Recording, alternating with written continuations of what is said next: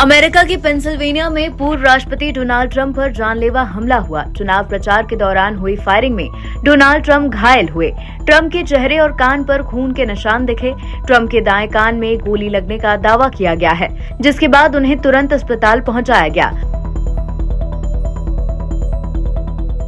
फिलहाल ट्रंप खतरे से बाहर हैं और उनकी हालत ठीक है। सीक्रेट सर्विसेज ने दोनों शूटर्स को मार गिराया है। हमलावर पास की एक छत से राइफल का इस्तेमाल करते हुए गोली चलाने की भी बात सामने आई है। रैली में मौजूद लोगों का कहना है कि डोनाल्ड ट्रंप पर हमला काफी घातक था और जरा सी चूक से उनकी जान जा सकती थी। वो खुशकिस्मत थे, इसलिए जिंदा बच गए। द सन की रिपोर्ट में ट्रंप की रैली में मौजूद लोगों ने बताया कि वहां उन्होंने क्या देखा।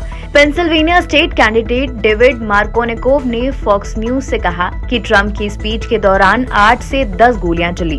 ऐसा लगता है कि गोलियां राष्ट्रपति के बाईं ओर से आईं और उनके पीछे एक व्यक्ति को गोलियां लगी। एक चश्मदीद ने कहा कि गोलियां ट्रंप की जान लेने के लिए चलाई गई हैं और ये उनकी किस्मत है कि वो जिंदा बच गए।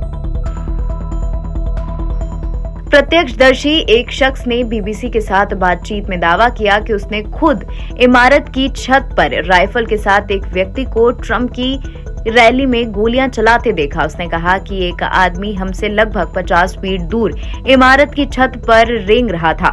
हम स्पष्ट रूप से देख सकते थे कि उसके पास एक राइफल थी। वहीं इस घटना के बाद पूर्व राष्ट्रपति डोनाल्ड ट्रंप का पहला बयान सामने आया है। ट्रंप ने खुद को गोली लगने की बात कही है। हालांकि उन्होंने ये भी कहा है कि उन्हें गंभीर चोटें नहीं आई, अब वो ठीक हैं। घटना के बाद ट्रंप ने कहा कि उन्हें एक गोली मारी गई जो उनके दाहिने कान के ऊपरी हिस्से को भेदती हुई निकल गई।